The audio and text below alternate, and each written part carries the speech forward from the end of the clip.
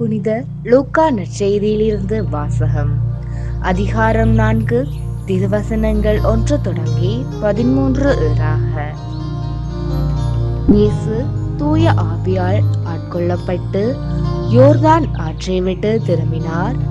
பின்னர் அவர் அதே ஆவியால் பாலை நிலத்திற்கு அழைத்துச் செல்லப்பட்டார். அவர் 40 நாள் அலகையினால் சோதிக்கப்பட்டார். அந்நாளில் அவர் ஒன்றும் சாப்பிடவில்லை. அதன்பின் அவர் பசியுற்றார். அப்பொழுது அலகை அவரிடம், நீர் இறைமகன் என்றால் இக்கல் அப்பமாகும்படி கட்டளையிடும் என்றது.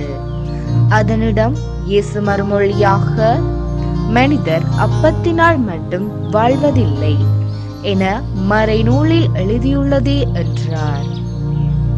பின்பு அலகை அவரை அழைத்துச் சென்று உலகத்தின் அரசுகள் அனைத்தையும் ஒரு நொடிப்பொழுதில் அவருக்கு காட்டி அவரிடம், இவற்றின் மேல் முழு அதிகாரத்தையும் இவற்றின் மேன்மையும் உமக்கு கொடுப்பேன்.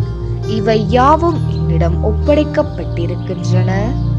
நான் விரும்பியவருக்கு இவற்றை கொடுப்பேன். நீர் என்னை வணங்கினால் அனைத்தும் உம்முடையவையாகும் என்றது. இயேசு அதனிடம் மறுமொழியாக, உன் கடவுளாகிய ஆண்டவரை வணங்கி அவர் ஒருவருக்கே பணி செய்வாயாக என்று மறைநூலில் எழுதியுள்ளது என்றார். பின்னர் அது அவரை எருசலேமுக்கு அழைத்துச் சென்று கோவிலின் உயர்ந்த பகுதியில் அவரை நிறுத்தி, நீர் இறைமகன் என்றால் இங்கிருந்து கீழே குதியும். உம்மை பாதுகாக்கும்படி கடவுள் தம் தூதருக்கு உம்மை குறித்து கட்டளையிடுவார் என்றும், கால் கல்லில் மோதாதபடி அவர்கள் தங்கள் கைகளில் உம்மை தாங்கிக் கொள்வார்கள் என்றும் மறைநூலில் எழுதியுள்ளது என்றது. இயேசு அதனிடம் மறுமொழியாக, உன் கடவுளாகிய ஆண்டவரை சோதிக்க வேண்டாம் என்றும் சொல்லியுள்ளதே என்றார்.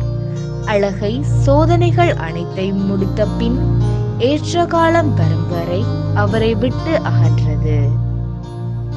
இது ஆண்டவரின் அருள்வாக்கு. கிறிஸ்துவே உமக்கு புகழ்.